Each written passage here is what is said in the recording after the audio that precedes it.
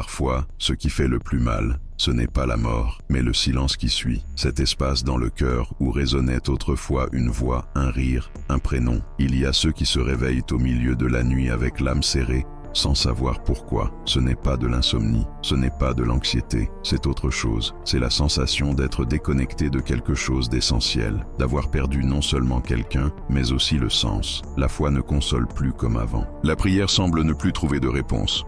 Le monde continue de tourner, mais à l'intérieur, tout s'est arrêté. Et alors naît une question, subtile et sacrée. Où sont ceux qui ne sont plus là? Y a-t-il quelqu'un qui nous écoute de l'autre côté? Ou sommes-nous vraiment seuls? C'est dans ce moment de silence que commence la vie spirituelle. Pas dans une église, pas dans les livres. Elle commence dans l'abîme entre l'absence et l'espérance. Elle commence dans le cœur de celui qui aime mais ne peut plus toucher, de celui qui appelle sans savoir s'il sera entendu. Et c'est pour ces âmes qui sentent, sans comprendre, qu'est venu Allan Kardec. Allan Kardec n'était pas un prophète, ni un saint. Il n'a fondé aucun temple, n'a promis aucun miracle. C'était un homme, un éducateur, quelqu'un qui n'est pas venu imposer ni éteindre, mais mettre de l'ordre dans le chaos intérieur qui nous habite lorsque la vie nous arrache quelque chose. Il est venu donner un nom à l'invisible.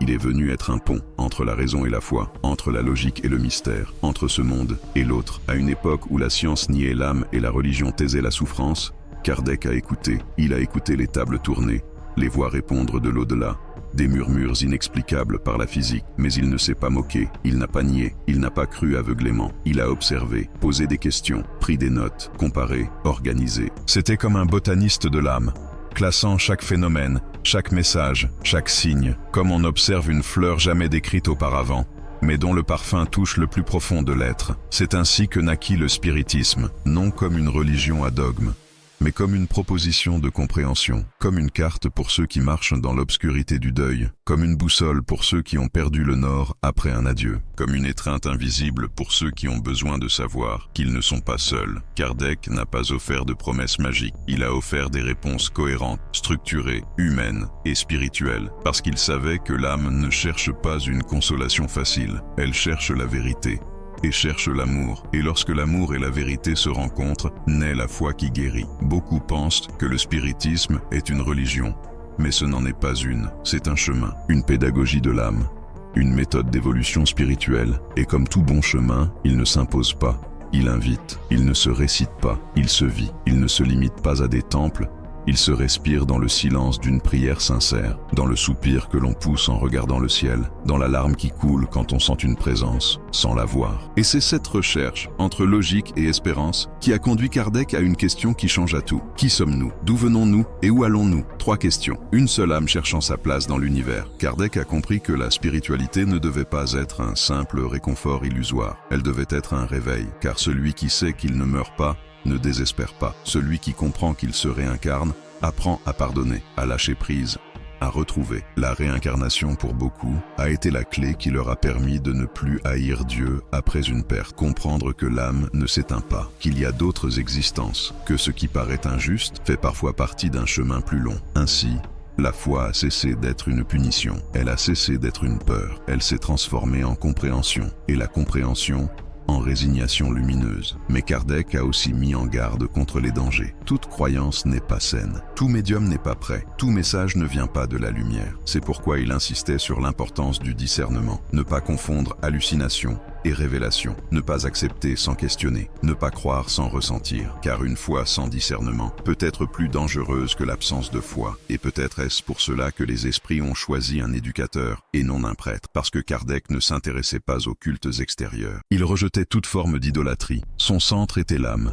Son outil, la raison. Sa boussole, la morale. Et nous voilà, plus de 160 ans plus tard, avec ces livres qui éclairent encore les nuits de deuil, qui donnent encore un sens à ceux qui n'en trouvent plus. Car le spiritisme ne promet pas l'absence de douleur, mais il montre que la douleur peut aussi enseigner, que le vide peut devenir un espace sacré, que la mort n'est pas la fin. À travers son œuvre, Kardec a révélé un nouveau visage de la justice divine. Non pas une justice fondée sur des châtiments éternels, mais sur l'apprentissage, sur les retrouvailles, sur les opportunités, sur l'amour qui éduque et non qui condamne. L'enfer éternel n'a pas sa place dans une logique d'évolution. Et cela, pour tant de mères ayant perdu un enfant, pour tant d'enfants ayant vu partir leurs parents, fut l'espérance concrète que la religion traditionnelle ne leur avait jamais offerte. Avant Kardec, Le silence était total. Les questions flottaient dans l'air. La mort était une fin, et l'âme, un mystère craint. Après lui, une conversation a commencé. Un dialogue entre les mondes, un pont de consolation, une révolution spirituelle. Et c'est sur ce pont que tant d'histoires se sont tissées, comme celle de cet esprit revenu juste pour dire « Merci maman, de ne pas m'avoir détesté, de m'avoir pardonné, de continuer à prier pour moi, même après mon départ. » Des histoires vraies, documentées, qui nous rappellent que l'amour ne finit pas avec le dernier souffle. Kardec nous a aussi laissé des outils pratiques, non pour fuir la douleur, mais pour la traverser avec sagesse. La prière raisonnée, les réflexions morales basées sur l'échelle spirit, la conscience de nos influences invisibles. Et ici entre un autre point essentiel qu'il a développé en profondeur, l'obsession spirituelle. Bien avant que la psychologie moderne ne parle d'influence extérieure sur le comportement humain, Kardec expliquait déjà comment des esprits perturbés pouvaient interférer dans nos pensées, nos émotions, nos décisions, non comme des possessions démoniaques, mais comme des liens affectifs mal résolus, des attachements, des appels à l'aide. Et encore une fois, la réponse n'était pas la peur, c'était l'amour, l'éclaircissement, la prière. Et bien qu'il ait dédié toute sa vie à l'étude du monde invisible, Kardec termina son œuvre avec humilité, en admettant qu'il reste encore beaucoup à apprendre, que même les esprits supérieurs continuent d'évoluer, et là réside la beauté de son héritage, une foi qui n'impose pas de certitude, mais invite à une quête constante, une foi qui marche avec humilité. Et alors vint Chico Xavier. Chico n'était pas un intellectuel, c'était un cœur incarné. Si Kardec fut la lampe, Chico fut le fil invisible qui porta cette lumière jusqu'au peuple, aux mères en deuil, aux orphelins de l'âme, à ceux qui ne croyaient plus en rien. Pendant que Kardec organisait, Chico ressentait. Pendant que Kardec expliquait,